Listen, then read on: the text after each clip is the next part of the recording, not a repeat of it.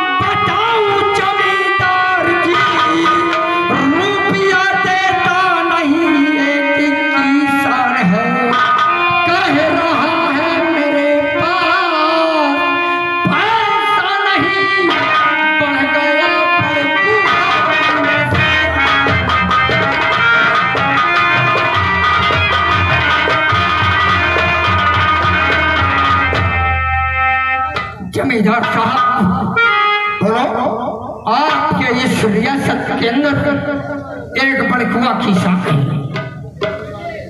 और कर्ज देने से इनकार कर रहा है। कह रहा है मेरे पास पैसा नहीं है। मैंने उसके दरवाजे से निकला, मुझे देख कर उसने 4 पैसे से भी नहीं उठा। मैंने उससे कर्ज मांगा तो कर्ज देने से इनकार किया और उसने ये कहा कि मैं किसी का कर्ज नहीं करता हूं।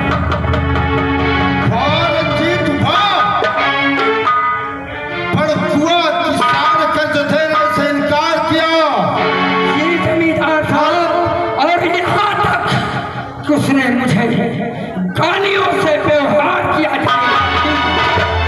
गालियों से व्यवहार किया? जी, आपको भी गाली दिया, हमें भी कि मैं किसी साले का कर्ज नहीं चाहता हूँ। अरे रंजीत, अरे इससे ज्यादा और खुशी मेरे लिए क्या हो सकती है। अरे कम से कम रियाया तुम्हारे मुंह पर मुझे गाली तो देती है। अरे जब भी बढ़ाना है। रंजीत सिंह ने एक ही कदम बढ़ाया है, दूसरा कदम कभी नहीं रखा। अगर आपका हुक्म मैं पाता तो मैं वही उसे जिंदा। ज्यादा गान बजाने की आवश्यकता नहीं है। तेरी बहादुरी का पता मुझे तो चल ही चुका है कि एक गरीब किसान गाड़ी गुप्तार करे और तुम चुपचाप सुनते रहे। तुमने सोचा कि जमींदार से चल के बताओ, जमींदार शाबाशी देंगे। जमींदार साहब,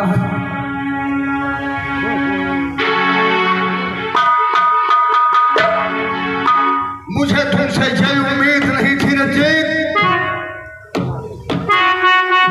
ऐसा बहादुर, आज तक तो मैं तुम्हें बहादुर की उपमा देता रहा, आज तो कायर भी कहने में शर्म करता हूं। हाँ रंजीत, किस बदतमीज ने तुम्हारा नाम रंजीत रखा है? अरे कायर रंजीत क्यों नहीं रहा? अरे शाबाश रंजीत, तुम्हारे जैसे बहादुर की आवश्यकता है। सुनो मेरी बात। अरे जय हाथ, कायर बुझी दिले, अरे बाजी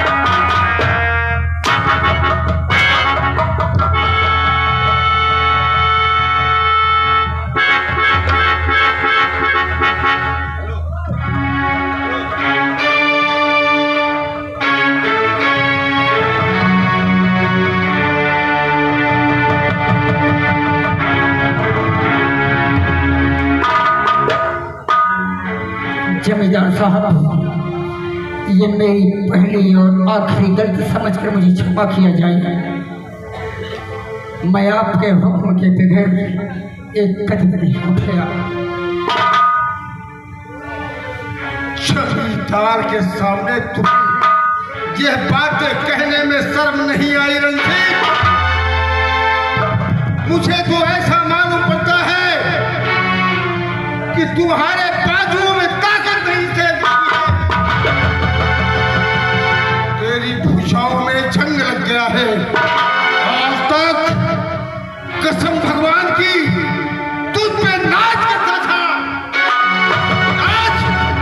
आज तेरा नाम लेने में। जमींदार साहब, आप को अगर मेरी बातों पर विश्वास ना हो तो आप मेरे साथ चलिए और बड़कुआ किसान के पास मैं आपको दिखा दूंगा कि वो है क्या, सच है कि गलत है। बड़कुआ किसान? जी जमींदार साहब। अरे उसे तो मिट्टी में मिला दूंगा। उसकी शान शौकत अगर मिट्टी में ना मिला दिया तो मैं ठाकुर नटराज किस बात का? चल मेरे साथ। ठीक है जमींदार साहब, आप चलिए।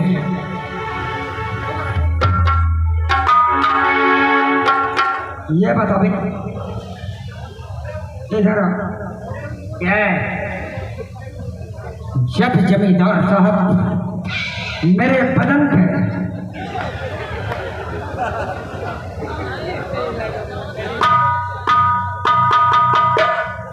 देखने वालों,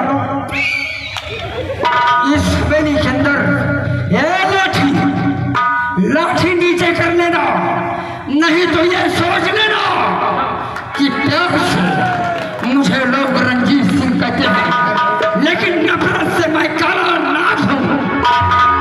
आज जमींदार ने मेरा भरी दरबार में अपमान किया है, लेकिन उसने रंजीत सिंह का नहीं, ये काले नाग के फन पर उसने डंक मारा है। और काला नाग वैसा होता है कि अपने दुश्मन को कभी भी छोड़ता नहीं है। ये बतावे बड़कुआ किसान इस समय कहां पर मिलेगा? बड़कुआ किसान इस समय खेतों की तरफ मिले। खेतों की तरफ नहीं, खेतों की तरफ।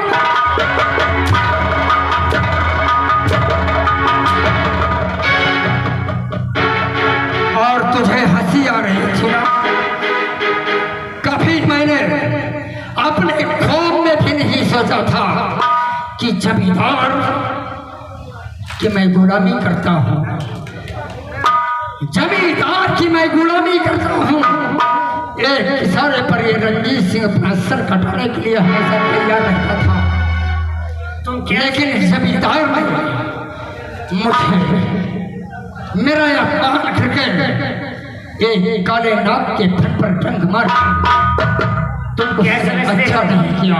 मैं हंस रहा था, मैं हंस नहीं रहा था, मुझे क्रोध आ रहा था कि अगर ठाकुर जमींदार साहब अगर नहीं होते, अगर दूसरा होता तो पटक में जबान। लेकिन मौजूदाल कहिए।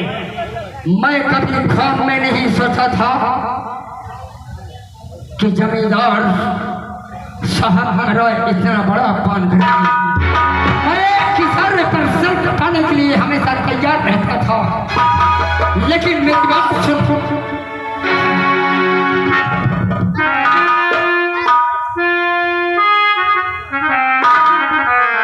मेरी बात को सुन ले तू।